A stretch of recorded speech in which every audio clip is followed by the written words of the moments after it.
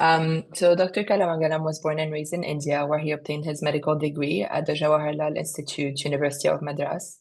He was a graduate student at Oxford University, England, obtaining a master's degree and research doctorate in applied mathematics. He continued his postgraduate medical training in the UK, completing a neurology residency at the Institute of Neurological Sciences in Glasgow. He obtained his epilepsy fellowship at the Cleveland Clinic. He is currently Wilder Family Professor at the University of Florida, where he serves as Chief of Adult Epilepsy. Dr. Kalamangalam's interests are in refractory epilepsy, neurophysiology, neuroimaging, and integrative brain function. He's particularly interested in the fundamental brain processes of EEG relevant to epilepsy. He's published widely, and his work has been funded by the NIH and the American Epilepsy Society, among others. Please join me in welcoming Dr. Kalamangalam as our speaker today. Thank you, Alexandra. Thank you, Mohammed, for your invitation. I hope you can all hear me okay. My camera is a little aspect, so I'm going to move it a little bit. Anyway, I guess you'll get like I'm going to be looking a little over to the side. I hope you don't mind. But the main thing, of course, is I hope you can see the slides. You can hear me okay. Yes. So thank you. It's really a pleasure. And I have to say the pleasure was started when I spent some time with Dr. Kubesi some time ago, and we discovered a lot of common interests. And so it's really, I guess this is the joy of academic life, is these conversations and these exchanges of perspective. So this is, and I will keep to time. And obviously we all have schedules. I will not probably get through everything I had planned, but it doesn't really matter. The idea is to promote a certain a certain view of the electroencephalogram that I claim is informative and useful even. And this is coming from a clinician. Okay, so this is coming, and all of you are, I assume, in some way attached to clinical epileptology. So the reason I call this secrets is that, of course, secret is something that is hidden, right? So it is not obvious at first glance. This is something that requires a little bit, of a key or a knowledge or some sort of inside information, something of that type. So this is about the electroencephalogram and ways in which we can begin to understand and get information from this very important signal, which is really our daily bread and butter, and how an approach that is somewhat different, I suppose, always implicit, but explicitly somewhat different from our usual ways of interpreting the EEG, and how that can give rise to some insight. I'm not going to make the claim that this is the only way, not at all. I'm not even going to make the claim that this is immediately useful, but I'm going to make the claim that that this is informative. It's interesting, certainly to myself, and hopefully to many of you. And it provides an open, another open vista into looking at the signal. Okay, these are my I have no disclosures. I'd just like to acknowledge my funding agencies. I have to particularly highlight the contribution of the Wilder family in the last two lines there to all of epileptology at the University of Florida. And I mean this with complete seriousness and sincerity. B.J. Wilder, and I have to take a few seconds to talk about B.J. Wilder. Buna Joe Wilder was a professor here at the university, and he and his family have been enormously generous to all of UF and have really supported so many of our activities at within the epilepsy division and outside the epilepsy division. And Dr. Wilder passed away 3 years ago. I wrote an obituary in Neurology along with a couple of colleagues. But Dr. Wilder will make a cameo appearance in this talk. Okay, so I'll be happy to welcome him a little later in this talk. All right. So we're going to talk a little about mathematics, and I'm not, like a highly technical mathematician or anything of that type. I have an interest, like many of you perhaps, in wider science and really the impact of these wider perspectives on our own field, right? And so that's certainly part of it. Many of us may have an independent interest in the natural sciences, that is outside of epileptology, but certainly there's a lot of intersection. And this is a very famous statement by Eugene Wigner. You may have heard about this. Eugene Wigner was a very influential theoretical physicist, where he wrote this. And even if one has no interest in that branch of science, I think it's just worth this essay is for the common man, and it became very famous. This was written in the late 1960s and became extremely famous, and it's very often quoted. This particular phrase is very often quoted as not just the effectiveness of mathematics in the natural sciences, but what Eugene Wigner claimed and demonstrated and said was the unreasonable. It's almost magical. I mean, it's like it shouldn't be this good, right? And so there's all of these perspectives that in fact that is the language in which of nature, or that's the language of science, and so on. And of course, this is very deeply philosophical. It can be very highly technical, and we're not going to go there. But you can take this at its superficial face value, and it's really a remarkable essay, and has been very influential. And you go on YouTube and you'll find the biggest names, in science, commenting on this, whether they agree or disagree with Eugene Wigner. Anyway, so it's basically completely universally applicable. We learned all of this, in high school when when mathematics began to invade the sciences, and you no longer had your math class and your science class, but you had your math class, and soon enough it began to infiltrate into your science classes, and we all learned this, and it's no different really in our world. Now that was Eugene Wigner, of course. You may not have heard of him, but what about closer to home?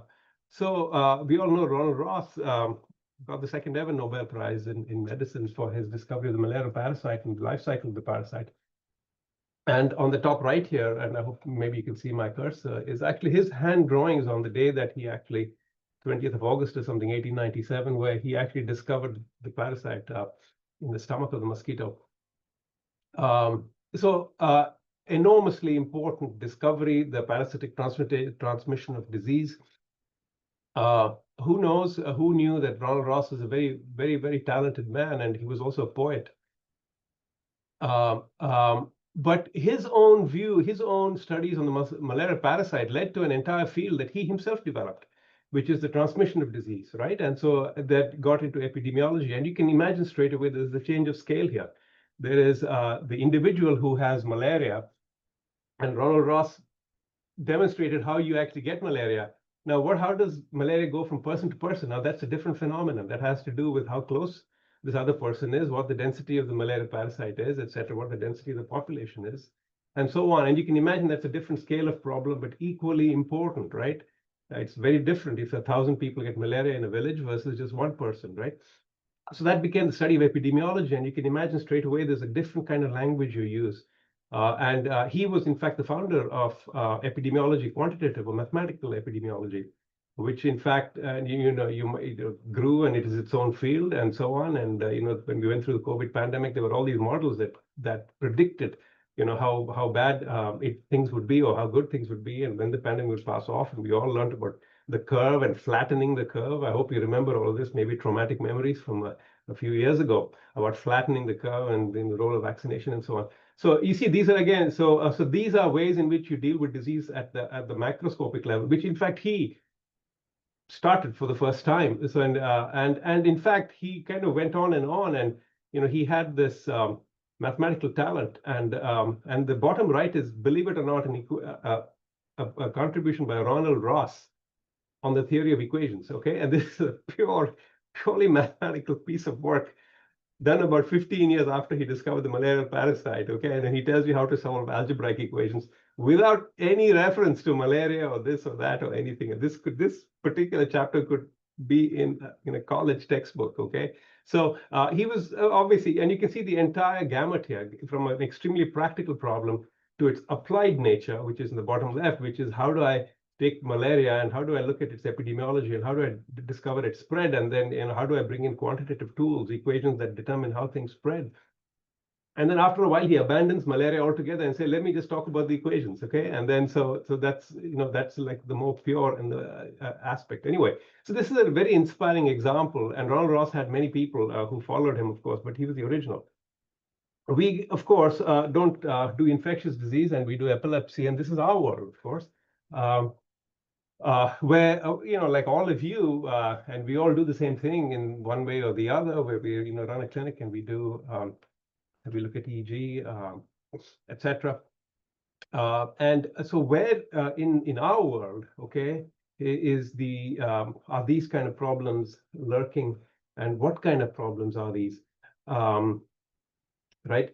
So I've divided this into two sorts of issues. Okay, and I will try to get through some of these in real examples. But again, my idea here is to sort of present a certain view of the kinds of problems that we face, and then give you a few hard examples. So I think in the world of EEG, there is, of course, the usual fellowship and residency level understanding of EEG, which is the recognition of certain waveforms, and maybe a little bit of analysis of those waveforms. But of course, those waveforms represent something very complicated, right? They are the aggregate of something that is extremely complicated. Some of those complications maybe are averaged out and not actually seen on scalp EEG or even in intracerebral EEG. But I don't think you can dispute the fact that this comes from a system that is very, very high dimensional. That is dimensional, meaning there are many, many components to it. And then we see some sort of average representation of that. And to then, and for all, to kind of just take that and then you just look at a spike and a phase reversal and so on. And that is okay. That is good. That's very important, critical patient care. But I think we can all agree there's a whole lot more information buried in there that actually in everyday life maybe is not so relevant, but through a systematic study, things become a little bit more, it begins to reveal its secrets, if you like, a little bit more. So the problems, and I'm going to talk only about EEG, and so there are two kinds of, if you like, quantitative problems. One are interpretive problems. How do we interpret the signal better? How do we interpret the signal in a way that gives us more information? And that is really tied down to the neurobiology, right? And so we want to learn something about epilepsy or neuroscience or human neuroscience in some way from the EEG. The other is purely, and this is a recent phenomenon, isn't it? Everyone's heard of data science. So you don't need to worry or even care that the EEG comes from a certain source or comes from the scalp or from inside the head or wherever. You can just say EEG is data. And of course, there's the profusion, okay, of now data science, and it's a degree, it's an undergraduate degree in itself. And so you can just look at the data and you can say that what does the data teach us and what can I learn from the data, for instance, if one wants to do machine learning. And I'll talk a little bit about that too. So I think there are two kinds of things here. And I think as epileptologists, electroencephalographers, this is our field. And, we can let somebody else do, all the stuff with EEG, and we can let someone else do all the stuff with the computation and the data science and so on, and of course, and we can collaborate. But honestly, I mean, at least as far as epilepsy goes, this is where we belong, right? And so I think we have to drive the science of this a little bit. We have to ask the questions and see whether these quantitative techniques or more sort of analytical ways of looking at the data or addressing interpretive questions are useful, and whether they address certain things that we puzzle over, right? So I'm a very firm believer that at least certainly in our field, we need to drive the questions. I mean, there's a ton of data science in EEG, believe it or not, in bioengineering, and people use it for all sorts. I mean, it's a signal anyone can record, but we do this for a very specific reason and for clinical reasons. And and I think we can put forward our own problems and address them as important for our field. And I'm going to give you 4 examples. I don't think I'll get through all of these actually. I will talk about my favorite problem first, which is an interpretive problem, which is pattern formation in the EEG. And then we'll talk, we are trying to understand the EEG for what it tells us about the biology, right? In some way, okay, at some level. So those are the interpretive problems, and that's, pattern formation. And then there is the whole question of how do you describe the resting EEG itself in a way that is useful, okay? Useful for you to understand, for instance, state changes and so on. So there's that, and so the EEG interpretation of the EEG is tied down to the biology, and then of course, then we'll move on to the right side of the picture, which is the data handling aspect of it. Okay, so the EEG is coming to us from all these sources, and how do we handle the data? How do we process? And this is the more data scientific aspect of it, and I will tell you a little bit about that 4th thing there, the second one on the right side, which is dimension reduction. of EEG. So maybe we'll just address two problems, but I think those are nice ones in my view. So I'm going to talk about pattern formation, and I love this picture. This is not a diagnostic problem for any of us. This is a 6-year-old child who has staring episodes in school, and you bring him in or her in for an EEG, and you get 3 Hz spike wave and classic childhood absence epilepsy. Okay, not a problem to diagnose. Many of these kids do well, as you know. The question is not the diagnosis here. The question is the extraordinary beauty of this waveform. Okay, now it's pathology, of course. Okay, but it's one fortunately that most of the time that can be treated effectively. But just look at this and absorb its complete regularity. Okay, it's as though somebody has cut and pasted these spikes and slow waves next to each other. This is, of course, a real trace. It's extraordinarily regular. The geometry of this is striking. Okay, it's as though someone has painted something, or someone has done cut and paste or repeat something, etc. So how are you able to go from, we just said, the whole brain is huge, okay, and even what the scalp EEG records is something that is truly very, very large, high dimensional, okay? So it's got a whole lot of varying things to it. Now, how does all that variation become one, right? So, and one in a way that is so geometric, in a way it's like, almost kind of unbelievable, right? And here's something I saw like 2 weeks ago, okay? We do, obviously, just like you, we do a lot of LTM. I just came off service yesterday, and this is maybe the last time I was in service. And of course, we see this all the time. And this is just another example of striking regularity. And this is a comatose patient, okay, who's obviously very sick and who's had cardiac arrest and is being monitored. And you see this GPET pattern. And we report this and move on. The question here, of course, is again this: where does this periodicity come from? What I would like to just illustrate to you is the count. What is at the bottom? The bottom is the EKG. Now, somehow we think of EKG as we understand where the rhythm comes from because there's a pacemaker, right? Let's not worry about how the pacemaker works. Let's just assume that the pacemaker exists. Okay, the sinoatrial node exists and it produces a rhythm that then entrains the whole heart. So there's a clock inside your heart, inside our hearts, inside this patient's heart. Okay, there's a clock. And so I understand, okay, the clock is keeping time. Okay, and so I somehow feel I can understand the EKG, at least at a very superficial level, the rhythmicity and the regularity of the EKG. Now, there's no clock in the brain, right? And you have an EEG that is equally periodic. It's not the same period, okay? But it's almost as regular, okay? In the sense the periodicity is striking, that this is so regular, okay? For a very short period, it might change, okay? The patient wakes up or is roused, etc. We all know that. The point is, for periods, for epochs of time, you have the ability for the entire brain to behave like a clock, just like this, right? It's a different kind of clock. Now, where does this come from? There is no clock in the brain, right? Okay, the clocks that exist are diurnal clocks, okay, hypothalamic sort of day-night cycles and things like that, and so on. And so, where is this clock? Where does this come from? Isn't there a problem there? Isn't there a problem here of understanding where periodicity comes from? So, and there's so many periodic waveforms all the time, right? And we diagnose them, we give them names, GPDs, LPDs, blah, seizure patterns, blah, this, that, etc., paroxysmal fast.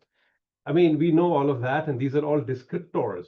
These are descriptors for waveforms that have specific frequencies and specific, usually, they have a certain characteristic amplitude. The question is not that. The question at this point is not what to call it and how it relates to pathology and whether it's hippocampus or not hippocampus. No. We are understanding something deeper. We are understanding something that how does this arise at all? How is it that something that has got, there's so many neurons, so many connections, etc. Okay, and your SEEG or the scalp EEG electrode is recording the aggregate of all of this. And we understand that this is a varying thing. And so we're used to seeing sort of polymorphic waveforms in a way that we understand that there's all of this noise and there's drift and so on. And we understand the fact that EEG somehow needs to be polymorphic, and suddenly out of the blue comes this extreme regularity. Okay, so one of the things, and this happens from pathology, it comes from a very diffuse injury. Okay, this is not a targeted injury. So this has come, and we see this with LPDs too, right? And you have brain hemorrhage or something, and it's a very rather dirty kind of injury. And there's sort of bleeding somewhere. There's a little bit of ischemia. There's partial ischemia somewhere. There's some dead tissue, etc. It's not at all targeted, and yet out of that comes something extremely regular. It's almost as though, and to give a very sort of sort of trivial example of this, but it's just literally as surprising as, let's say you were inside an auditorium with all the regularly arranged chairs, or in fact you were in an auditorium or in a classroom, etc., and everything was disorganized. Desks were here and people had used it, and there was a class that had just left. So the desks were everywhere, the chairs were everywhere, pointing here and there and everywhere. And that's how it was. And suddenly a storm blew through the classroom. A storm blew through the classroom. And at the end of the storm, everything is perfectly arranged. That would seem like, like ridiculous for that sort of situation to happen. And yet this is what's happening here, where you have an irregular waveform, which is EEG, and then you have a storm, you have a blunt, non-specific injury happening. And out of that comes a very striking regularity. Okay, so this is a problem. I'm just trying to illustrate one way of looking at this and wondering about where these come from. Now, pattern formation is a very old discipline, and one of the joys of doing this interdisciplinary work is really getting into contact with ideas that are outside one's own discipline.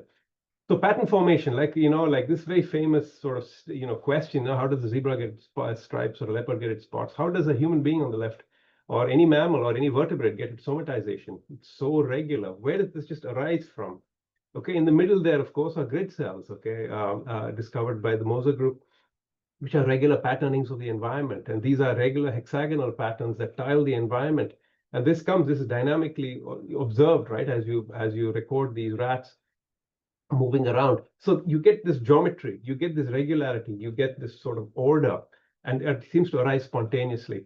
We've all heard of Alan Turing, and people know about Alan Turing as father of computer science, but what's not that well known, at least to people outside the field, is the fact that actually he was the first one who actually systematically thought about how patterns arise in biology, in animals, in plants, in the living world, and made a very epochal, very important contribution to it with this paper on the bottom right, which we won't go into, but it's just an aside that this has attracted some of the best minds, and in fact, curiously, that of Alan Turing, who was, of course, famous, or popularly famous, for a much different field, pattern formation.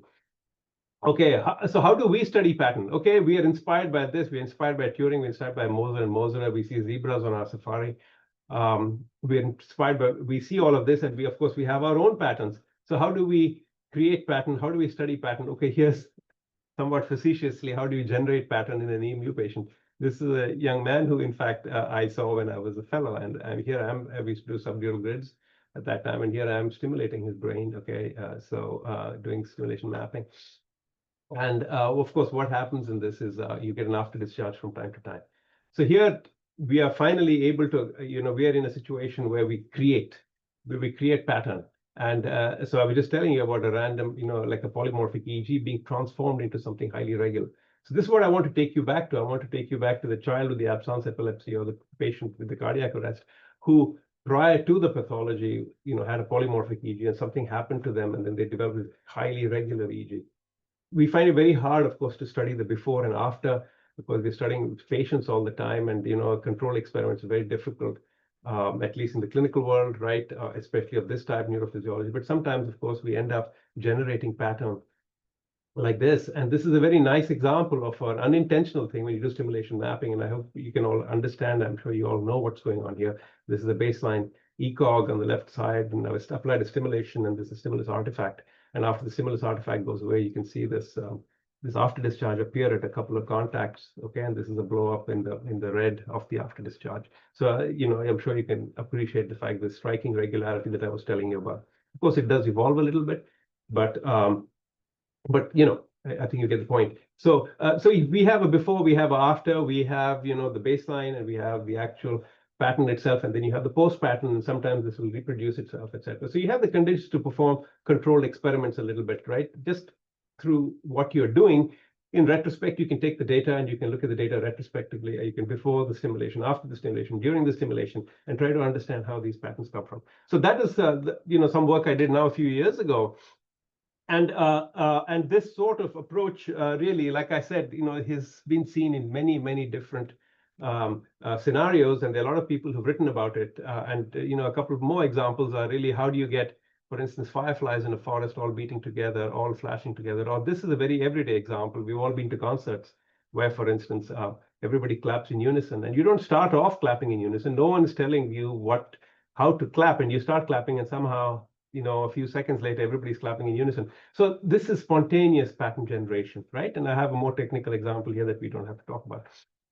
So a very famous idea of how this actually happens in a world where everything is oscillating anyway, and this is the important thing. The synchronization and etc. can happen in many different ways. It depends on the system and how things come together. But if you have a system that's fundamentally composed of many oscillations, then there's a very important way in which they can come together. It's not the only way, but it's a very hallowed and very storied sort of model, which we will see in a minute. But I want to go back to this picture that tells you that is in fact what the EEG is. Isn't the EEG a mixture of oscillations? At least that's the way we think of it or understand it or describe it. We all know about the Berger bands, we know alpha, beta rhythms, etc., all of this. So it's a mixture, isn't it, of however they're mixed. I mean, let's not go into the actual details. But the fact is, at a superficial level, this is an oscillatory mix. This is a mix of frequencies, right? And we deal with it in this way: too much fast, too much slow, etc. So we're always dealing with all these Berger bands. And our entire clinical interpretation is based on understanding the EEG as a mixture of oscillations. Now, in a mixture of oscillations, what can happen is that all the oscillations can coalesce. And that's what's happening, for instance, in people clapping. Okay, we all clap, and we all clap rhythmically, of course. Okay, in a sense, we clap, we repeat ourselves, right? That's what clapping is. Now, I might repeat myself at a different rate and in a different way than my neighbor. And then my neighbor does it in a slightly different way. But I'm listening to my neighbor, and my neighbor is listening to me. And unconsciously, we begin to sound like each other.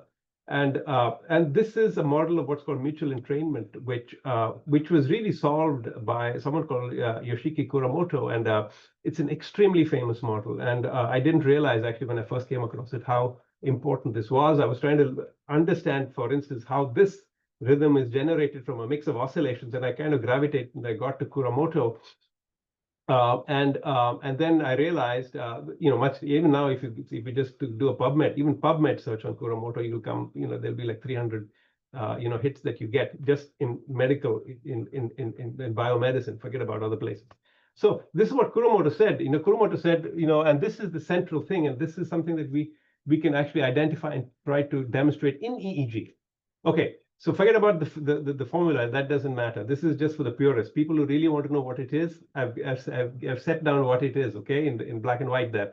But let's not worry about the formula. That's not important, okay? And we can talk about it. If there's a question afterward, we can come back to this, okay? But the key is this. The qualitative picture is the most important. The qualitative picture is this. You have here a bell curve. The bell curve represents the mix, the oscillatory mix. Okay, in the EEG. So that might be the alpha, the slow alpha, the faster alpha, the slow theta, the higher theta, etc. Let's all agree that that is a distribution. Okay, and that distribution may have a peak. For instance, you may have a more alpha predominant sort of EEG. Okay, so there's mostly alpha, but around the alpha, there's some slower rhythms or faster rhythms. We understand that. Let's idealize this into a bell curve just for the sake of illustration, right? So you have all of this. Now, how will this particular frequency mix behave when you actually see it as an EEG? You'll see it as polymorphic frequencies. Why? Because you have one frequency and you have something slower, and you have something faster, and you have blah, etc. All of this, right? So it's an oscillatory mix. So this particular bell curve, okay, which is somewhat broad, behaves in the time domain. Okay, that is when you look at it as an EEG or as a time series, it behaves in a polymorphic way, in a way that is, that we are used to seeing. Okay. Now, what would happen if, for instance, I took a pair of pliers, or I took something like that, or a wrench or something, and I squeezed this thing? So I had some sort of force that took this particular distribution, okay, and compressed it so that it began to hang around and became more and more peaked. What would happen? Let's first think about what happens to what the EEG will look like. Let's say I had some phenomenon, some process by which I took this bell-shaped curve and I made it a very narrow bell-shaped curve. Okay, I'm keeping the bell shape, by the way. So I don't have to, but we can keep it. Okay, and what will happen? I'm reducing it narrow, and making it more and more peaked in the middle, right? What's going to happen? Well, there's going to be much more of a single type of frequency, right? There's going to be much more if for instance, the peak was at alpha, and the left side was slow rhythms, theta, and the right side was beta rhythms. What's going to happen is you're going to lose the theta and the beta slowly, and you're going to get alpha, much more of alpha. So what's going to happen in the time domain when I look at the EEG is going to become much more monomorphic. It's going to look the same. The polymorphic nature is going to go away. And that is the intuition behind the Kuramoto model. And it's really driven directly by how oscillators influence each other. And when oscillators influence each other, and Kuramoto hypothesized that they behave with respect to each other in a certain way, which is what is implicit in this particular formula, that when the slow oscillators tend to speed up the slower ones, and the slower ones tend to slow down the faster ones, etc. So they have a mutual, they fight with each other, and each one is trying to make the other do what it's doing, and so on. And what happens is there's a consensus. And the entire system then, if you can set it up, there's a consensus by which everyone begins to agree. Okay, it's like having a room full of disparate opinions, and people keep discussing, and they finally come to a common conclusion. Okay, so initially there's a distribution, a polymorphic, if you like, set of opinions. And at the end of the discussion, if it's a fruitful discussion, okay, often not the case in real life, but let's assume we have a bunch of very reasonable people in the room. Each one sees the other's point of view, and so on, etc., and they come up with a single solution. Okay, and so that is then what your monomorphic behavior, and that basically naturally leads to a very high amplitude and monomorphic signal, right? And so what did I have to do to try to prove this? That's the point. I mean, this is all theory. How do we go back to our own situation and try to prove it? Well, Kuramoto tells you exactly how. Kuramoto tells you that in the beginning, there is the kind of a distribution which is a little spread out. When the oscillators come together, it's all going to come to the same. So my prediction was that if I took the spectrum of the pre-after discharge ECOG, and I took the spectrum of the after discharge itself, they would actually be this relationship.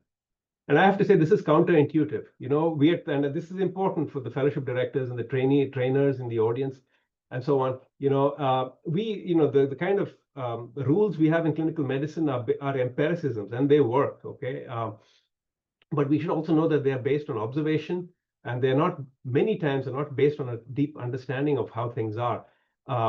And we are told, and very correctly, that for you to diagnose a spike, it needs to stand out from the background. Okay, and to diagnose this here, there's something that comes out, pops out at you. It should look different from the background. Of course, that is true.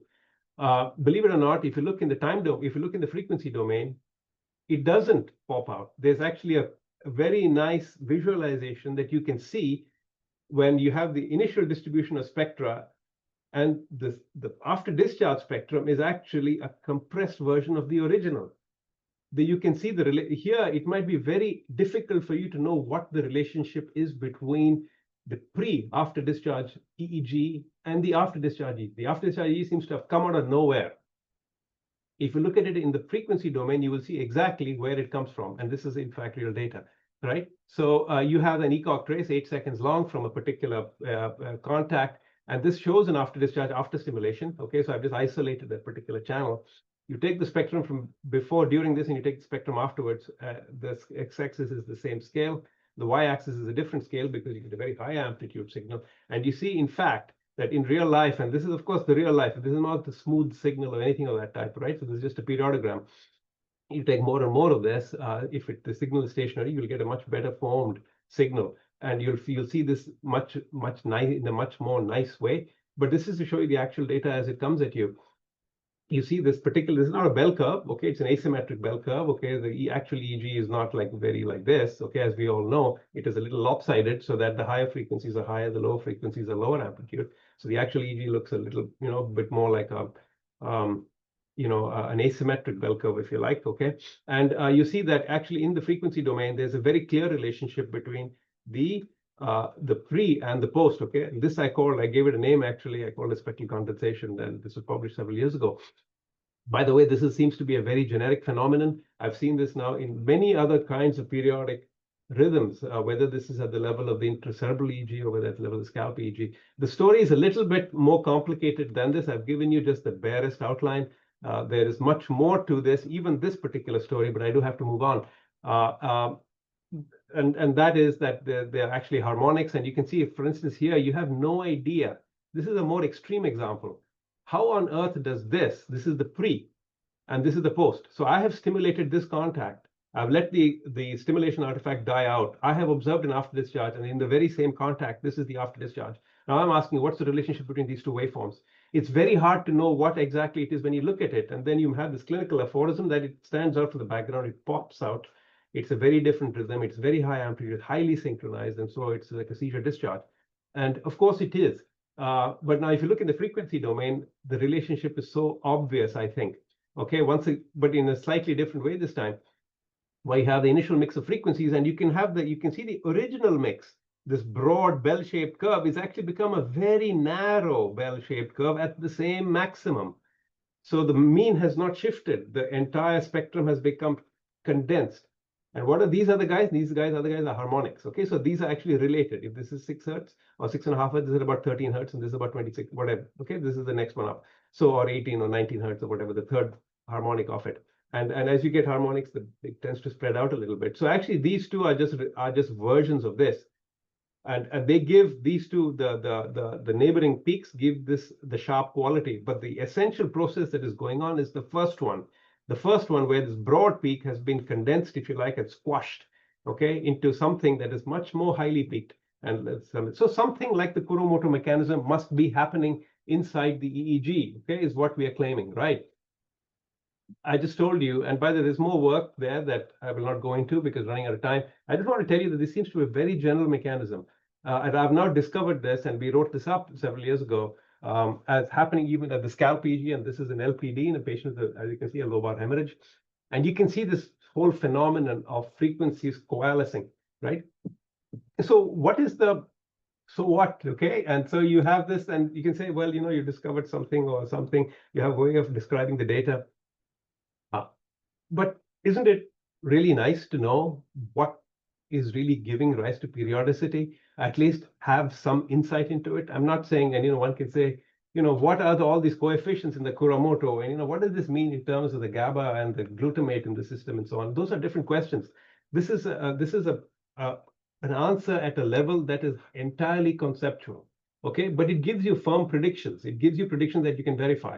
And therefore, you have some faith that the kind of thinking you're doing about the origin of periodicity in the EEG is something along these lines, okay? And that is the first stab, okay, at really how this happens. Please remember, after discharge, there was no theory for this. Nobody really knew. When I began this work, I looked around and and you find that there are many descriptive works about after discharge in relationship to seizure onset and things like that, thresholds. We all know that certain areas of the brain have less threshold, more, etc.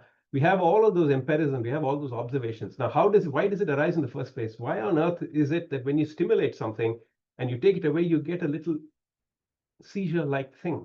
Isn't this a very important and almost central feature of how the brain behaves to produce seizure, right? So my defense for saying, so what is, listen, guys and girls, let's begin to understand in some way why this even happens, right? And then maybe we are then able to, with that knowledge, be able to advance our discipline in some way. And of course, you can think of various ways in which all of this can be, deployed. I mean, certainly neuromodulation, you're stimulating brain, etc., to try to improve seizures. That's of course, the paradoxical yin-yang thing of the whole thing, right? Which makes it so fascinating. You stimulate brain, you produce seizures. You stimulate brain and you abolish seizures. That's neuromodulation, right? But this is a way of beginning to get into that field in a way that is a certain very unique, viewpoint, right? So I think I'll just leave the so what question there. And I'm not going to claim that this is something that, is going to transform patient care tomorrow. But I think it is important, and it provides information that actually we don't have so far, and we don't think about in that particular way. All right, I have to move on, and I'm going to just skip over this, okay? And I was going to talk about the evidence there is for actually or using the fact that the EEG is a bunch of oscillators to create a model that's based on that, on the baseline EEG, and in fact what that tells us. But I'm going to move on, like data-driven models of the EEG. Okay, so I'll move on. Okay, and I'm going to come now to the second main aspect of this sort of data science, or in fact, approaching EEG. One, I talked about the interpretive aspects, which is the neurobiology and neurophysiology, and I've given you one example in some detail about the emergence of pattern. Okay, and in EEG, a very pattern that we see really every day of our lives, certainly when we are on service, right? This is the other aspect, okay? This is, if you like, the more recent sort of revolution, if you like, of data, and looking at data for its own sake, in a way that is completely agnostic of where the data comes from. The data could come from anywhere. It could come from a star. It could come from under the surface of the earth. It could come from a human brain. Yeah, the data scientist doesn't really care, and the data science is interested in finding patterns and learning about the data and so on. And we can do, of course, the same with EEG. And we should do it, of course, in a way that, to us, it basically advances our own discipline, right? Because we do care that the EEG, that this data that's coming is from EEG. We don't, obviously it's important to us. Okay, this is it. So this is, of course, inextricably linked in today's world with artificial intelligence, which is really the subject of learning from data and automatically learning from data. So the world of data science itself, of course, the whole concept is new, and I'm hardly an expert, but just from my superficial observation, it's become a discipline, but really encapsulate things that are very old about handling data, and then the newer science of learning from data. Okay, I'm going to now say that artificial intelligence. Okay, and I'm going to use the word artificial intelligence and data science sort of interchangeably in a way, but when things become specific, I will tell you exactly what I mean. But so this is the joke for the day, that all of AI started with this paper on epilepsy. Okay, so this joke has a reason. Okay, so this is a paper from 1930, which talks about experimentally induced convulsions. Okay, and I'm going to claim that this is how all of AI started. Of course, I don't mean that literally, but I do. There's something extremely important about this paper. Okay, which is who the third author is. Okay, the third author is a man called Warren McCulloch, who has an MD after his name, was a physician. But an extremely important figure actually in the history of science, I should say. Warren McCulloch, did a lot of work in epilepsy in his early days. But he was really interested in the more abstract aspects of brain function. Okay, and he was a man of many, many talents. And he wrote this paper, which is in fact the, if you like, the foundation, okay, of neural networks. This was the first paper that systematically looked at how neurons could communicate and how they were, when they were wired together appropriately, they could compute. This is the famous McCulloch-Pitts paper in a journal that no one's even heard of anymore, doesn't even exist. Okay, Bulletin of Mathematical Biophysics in 1943. You look at any AI book, any deep learning book, I will challenge you, any deep learning book that addresses a little bit the origins of deep learning, you will see McCulloch and Pitts 1943 in there. That is where this thing started. McCulloch, as I told you, was many things, and he had a junior partner, Walter Pitts. And you can see where this work came from. It came from a department of psychiatry at the University of Chicago, where they were working in the psychiatry department. McCulloch was also a psychiatrist and neurologist. He did many kinds of training. Of course, obviously also a philosopher and a logician. And so they put out, and he was interested in how the brain works in a sense. Okay, so in a very, very elementary things. So how do you, in fact, put elements, which are these idealized neurons, put them together, and then in the way, you can connect them in a billion ways, and in any different way. And with the patterns of connectivity that you make, you can begin to produce certain outputs for certain inputs. And that is the basis of computation. So you want to add 2 and 3. Okay, there's a way of hooking together these neurons where you have a 2 and a 3 put in somewhere in the circuit, some representation of the numbers 2 and 3, and out comes at the answer 5. And this network has done it. Okay, it has been hooked together in a way that 2 and 3 add up in the structure of the network, and out comes the answer 5, right? And it's not just simple arithmetic of that type, but Boolean expressions, what are called logical expressions, right? So a logical calculus, he called it, how this can be logical. Okay, and he said this comes from nervous activity. Okay, but this is really the basis of modern neural networks, and this is today's deep learning network, right? Where you still call these things neurons. Sometimes you call these connections synapses, sometimes you don't. Okay, and you have a multi-layer, and there was a whole, of course, an entire field that developed, and of which today all of us have to have some knowledge, because it's really changing our world. Where now you have something that's data, which is in McCulloch's day might have been a simple Boolean expression, logical expression that this network had to compute. Out came the answer, right? And the answer was something that you already have pre-decided is a desirable thing, right? And so then there's the whole process of training the network and so on. Now, this is, of course, can be enlarged to any number of types of question. And what I'm going to tell you about next is not about a question to which there's an answer, but actually do something else, which is this, so this thing is a very, very generic and a very very adaptable computational engine. So here I'm going to tell you about something that is actually implicit in this very picture, which is you have two inputs. You have two in green, and out comes the answer, which is one.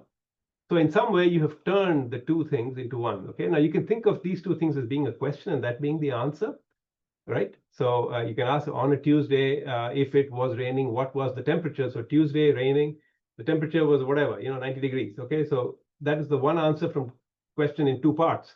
But it doesn't have to be a question answer. It can be just the fact that there are two things, and from two things you get one thing. And that's what's called dimension reduction, right? So for instance, if I say I wore a white shirt and white trousers today, that is one extra statement. I could have just said I wore white today, which takes account of the fact that I wore both white up and down, okay, my trousers and my etc. So dimension reduction is a way of condensing extraneous information into less, where you don't necessarily lose information, but you encapsulate the information in a more compact way. Sometimes you lose information, and sometimes you're happy with losing what you consider useless or not useful information, right? So that's dimension reduction, and this entire neural network picture can be thought of as dimension reduction too. So you go from two and you get one, okay, not just a question answer type thing. So that's what we did, and believe it or not, and you go from something like that to the world of EEG, and there's a very direct link actually, which is the question of, listen, we have enormous amounts of data at UF, for instance. We have literally a petabyte of data in neurodiagnostics, okay, and the maintenance cost is enormous. This is what we do clinically. So the question then became to us, and I was just thinking about this when I was, reading over all of this, that maybe is there a way of taking all this massive data and reducing it so that I don't lose information, but I still have all the diagnostic information, right? So the dimension reduction, if you like, was the application. So this is, again, data science of EEG, where I happen to deal with EEG, but this data could come from anywhere, right? This data could come from anywhere. And now I'm asking, I've got a store, I got a whole warehouse full of data. I want to take the warehouse full of data and put it into one single room, but I want to do it in a way that preserves information. Obviously, all of us know about this. We take a JPEG file, for instance. A JPEG file is a very compressed version, okay, of a much bigger file, right? So this is the idea. Dimension reduction, of course, can be done, like I told you, with neural networks, like I just showed you. And this is the work actually by Hinton, of course, Hinton last year's Nobelist, right? The godfather of AI. This is a work where he demonstrated how you can do dimension reduction, for instance, with the neural network type of approach that I just showed you. I just want to tell you that, at least to me, as a beginner in this field, we've all had an interest in this field for as long as, as neurologists, of course we do. We're interested in how the brain works, but obviously not I haven't done highly technical work in the discipline. But it's not this particular approach. I'm going to take a much older approach, which is really the classical sort of dimension reduction. So you can do the dimension reduction through a neural network, or you can do a dimension reduction through ways in which you fully understand what's going on. You don't let the neural network actually do it, but you actually prescribe how you actually dimension reduce. So I'm just talking about data science more generally. I'm just saying there's a deep learning way of doing it, which came from all of that, McCulloch-Pitts, etc., all of this, and of course, today's deep learning architectures. There's also a way of handling data that is much more straightforward, and it's much more reliant on more classical methods, okay? But the idea here was to try to do some dimension reduction. So here's an EEG, okay? And here's, finally, we're back to our own field, where some things look a little more familiar now with all of that discussion before. And you have an EEG here that looks very slow. Okay, there's a 10-second normal page. Again, someone who's, either asleep or slightly sedated. And you wonder about so the thing, again, the intuition and the idea is the most important thing here. And it's this. I have no trouble diagnosing this, okay? I call it generalized slowing, okay? Or maybe stage 3 sleep with a lot of, spindle-like architecture in it also. So maybe sedated stage 3 sleep might look like this, okay? What is striking about this from the data science point of view is this. It's diffuse slow, diffuse. What does diffuse mean? Diffuse means it looks the same from channel to channel. That's what diffuse is, right? Diffuse, and that's how we diagnose something that's diffuse. So when everything is the same from channel to channel, isn't there a whole lot of redundancy? I mean, if everything is the same, for instance, if all the channels were exactly the same, I wouldn't have to store all 20 channels of the EEG. I just store one, and then I say repeat 20 times. Okay, so for this one page, if everything looked the same, exactly the same, then I could just, instead of taking this whole EEG 20 or so channels, I could take one channel and have the instruction repeat 20 times. And I would get my original EEG back, of course, right? Now, no EEG is exactly the same line to line. There's some difference. You want to keep the important differences. You want to get rid of the unimportant differences.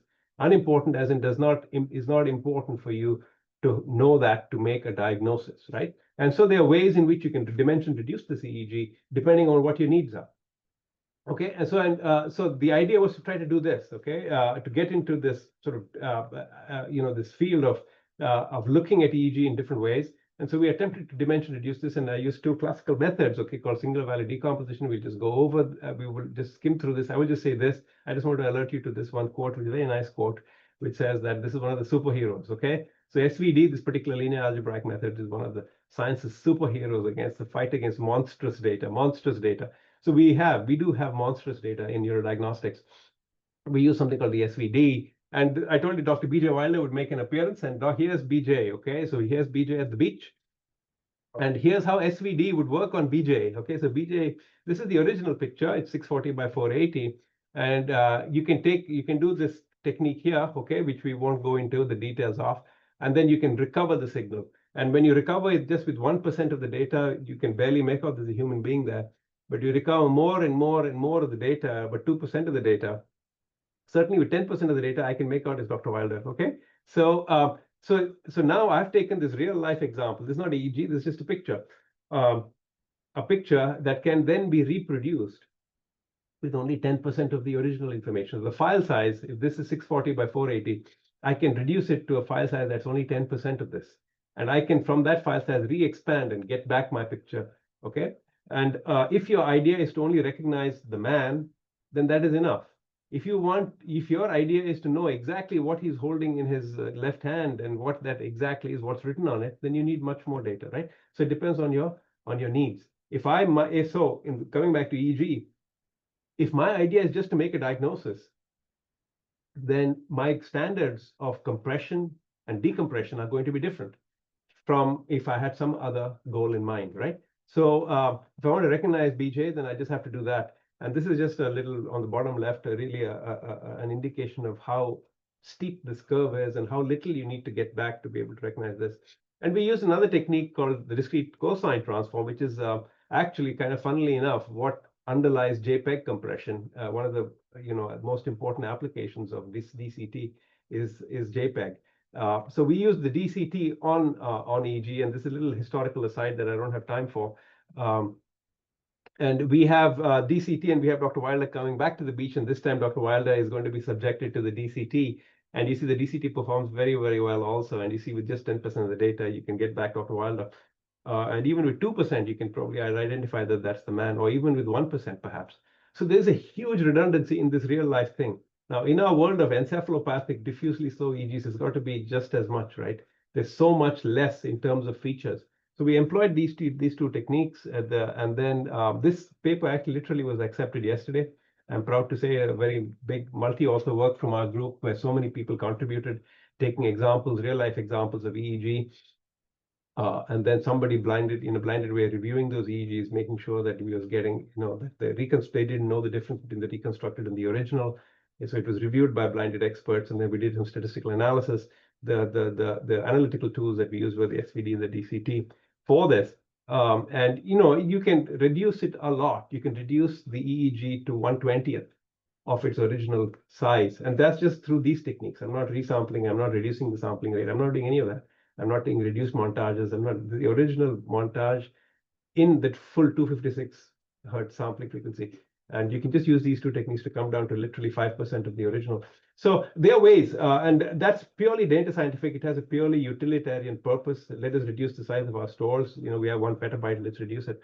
But there are other so what questions we can answer, because when you say the entire EEG can be reproduced within 5% of its original, And then the question is, maybe it's that 5% that's the most biologically meaningful too. If I can reproduce the whole thing, and somehow in that whole mass of information, the real important stuff that tells you about the state of the patient must reside in that 5%. So maybe that is a diagnostic data source that we should be looking at, right? So it begins to tell you something different. And you go from the world of data to the world of interpreting data in your own context, right? And that's what's called the latent space, okay? Or, this reduced space is called latent space. And so the question then arises, does the latent space itself have neurobiological meaning? Okay, is that in fact how the EEG is self-organized? And that is that the most important, or is that a very important part of, the time trace? So you can see how, even though we didn't start with having a biological question in mind, we wanted to just reduce the data for very practical reasons as data scientists. And because we are hassled by the fact that this is, huge stores and so on, and we want to sort of begin to discover how we could reduce it, we end up with a question that actually goes right back to the very beginning and asks and prompts this as, maybe there's something here in the reduced representation. We are maybe capturing, if you like, the essence of the signal, right? So those are the examples. I will just finish here, and this is Edgar Adrian, who discovered actually after discharge. So he's one of the people I like to quote a lot, but a very important neurophysiologist, where in his own lecture, when he received the Nobel Prize in 1932, he was a man who dealt a lot with single units and so on. And, but he realized that the big problems, or many of the big problems in all of neuroscience, have to do with the interaction of very large numbers. So, and that's our world. Our world is macroscopic. Our world is about macros, these signals that come from very, very big numbers of neurons. So that's one level at which our problem is large. The other kind of way in which our problem is large is, of course, in the way I just said, with data science and so on. And so in some way, we are sort of addressing what Adrian said was a very important way in which the nervous system should be understood. It should be understood not just in terms of although that's extremely important, not just in terms of single units and interactions at a very molecular level, but in ways that are macroscopic. Our world is macroscopic. Our scalp EEG is macroscopic. The patterns they arise are things that are every day at big, very big sizes. Don't require microscopes and things like that, or any specialized equipment. And so, and that leads us into this domain of trying to use these quantitative techniques to understand how these phenomena take place. All right. So, so I'll just end with that, and thank you very much for your attention. I was asked to show this slide, which I have now done, for CME. So thank you, and I can probably unshare. I'm happy to unshare, and then yeah, maybe we can actually keep on the code just for people to see if they didn't get a chance to write it down. Oh yeah, sorry, of course, yeah. Yeah, I got to do that too quickly.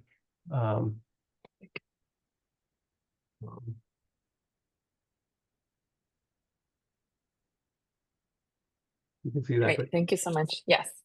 Well, thank you so much for a great talk. We have a couple of questions in the chat. I'll go ahead and read those. So the first one is from Dr. Kobayashi. Says, thank you for this fantastic talk. Can the Kuramoto model be extended to model EEG rhythms with constant frequency and increasing amplitude? If so, can it model changes in both frequency and amplitude in one equation? Yeah, the answer is yes, it can. Okay, whether that reflects and is a useful abstraction of reality is a different question. Yes, it can. So you can, of course, put in other parameters and coefficients, and you can extend the model. And in fact, the version that I just showed is the bare bones one. And if you now Google Kuramoto, there are people who are written books on it actually. And so there's all sorts of phenomena that occur. Yes, and sometimes people hook Kuramoto to models. I mean, it's huge. The field is huge. Yes, I think it can be. You can artificially put things into it. And at that point, you have to assign some sort of meaning to it, and then it has to be something that obviously has some kind of experimental verification to show that in some way you're abstracting what might be happening. Yes, you can. I mean, the situation will be a little more complicated than I've just said, but it should be possible. The question would be, why would you do it, and what will it give you at the end in terms of better understanding, instead of just modeling the data? You don't want to model data. You want to model data and then get insight. So that's going to be the more difficult aspect, I think. Thank you. I'll ask a couple more questions. We're already at 9, so I'll quickly go over those so that we can let you get back to your day. So the next question also from Dr. Kwaisi is, can you explain how SVD and DCT differ in EEG compression? So like preserving the underlying structure and relations in the data. Yeah. Well, they give a very broad overview, and which is just 30 seconds. DCT is the easiest thing to think about. The DCT is a bit like the Fourier transform. In fact, it's stripped down. Half the Fourier transform is the DCT. That is all you're doing, is you're decomposing the signal, and this is again works because the EEG is so highly oscillatory. So if you isolate and you describe it like a mix of oscillations, then you have a very compact way. So, and the very simple example I would just say is that instead of having a undulating sine wave going across the page, and you have 256 samples of that, and you're storing 256 numbers, instead of that, you just store one number or two numbers. Say that, I have a sine wave going at 3 hertz and the amplitude is 4. With those two numbers, you've captured the entire behavior of the sine wave, right? You don't have to take all the individual points. So DCT works in some way like that. So it's useful because things are naturally cycling. And so it's a very natural basis, if you like, a very natural language in which to identify, to express the data. So that DCT. The SVD is slightly more, it's slightly different to that. It's not oscillation based at all. It doesn't care whether anything is an oscillation. The SVD just says, and the intuition I showed you already in that diffuse slowing, and it just says if things are the same, line by line by line by line, so then maybe what I can do is take just one of them or 2 or 3 of them and add them together, and I get everything else.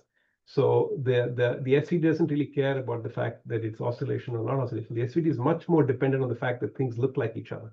Now, in the world of EEG, things do. Our FP3 looks a lot, FP2 looks a lot like F4, okay, and C4, and there's slight differences that keep happening. Okay, so there's a lot of common mode, right? And in fact, a lot of common mode we reject through our differential amplifiers. But even so, there's a lot of, through volume conduction and just the behavior of macroscopic tissue, there's a lot of information that is redundant, that is the same from the electrode to electrode contact to electrode contact. And sometimes it is so much, especially in encephalopathic patients, it's all one thing and almost one thing. And that's where the HVD becomes useful. So that's the short answer. Thank you.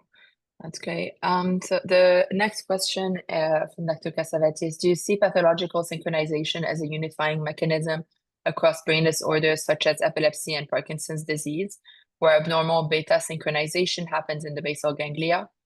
Does DBS operate through a common principle of disrupting these aberrant synchronizations? Yeah, I couldn't comment on DBS movement disorders. We have a vast group here at UF, world leaders in the field who would be able to answer that question much more competently. But I do think that in some way that has to be the case. I am told that, in fact, the resting tremor of Parkinson's, there's no actual tremor you can record from DBS. That's my information. There is no intracranial electrode in DBS patients in patients with tremor in Parkinson's, where in fact that tremor is actually seen on an intracranial contact. I think that is a correct statement. So where in fact that tremor comes from, or where it is in the brain, or where you can record it, is actually unknown, which is interesting, isn't it?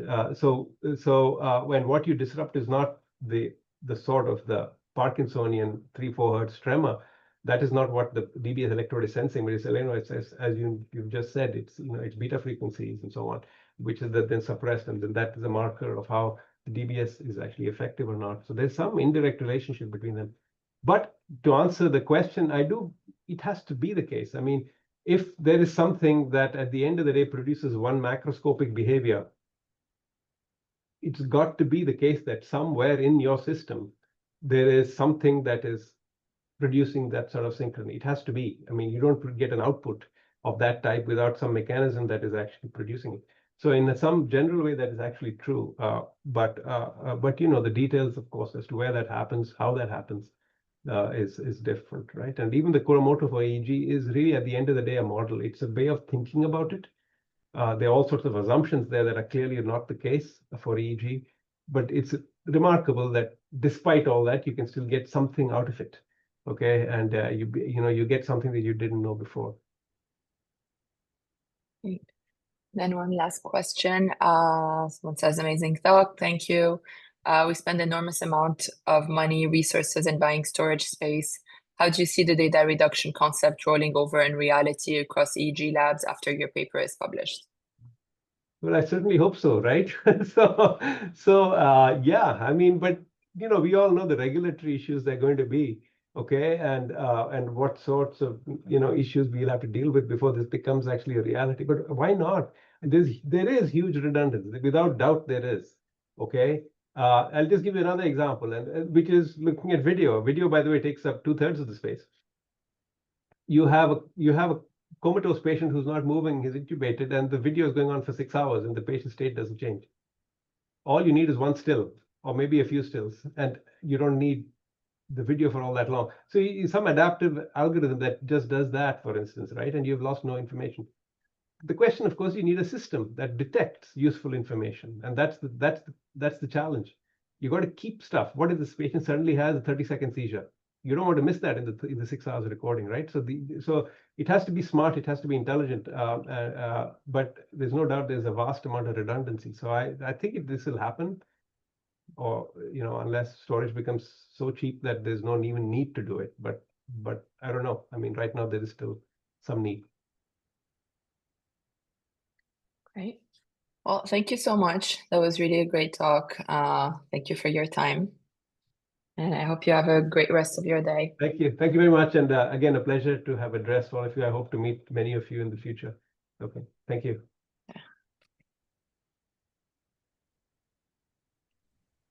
Thank you so much.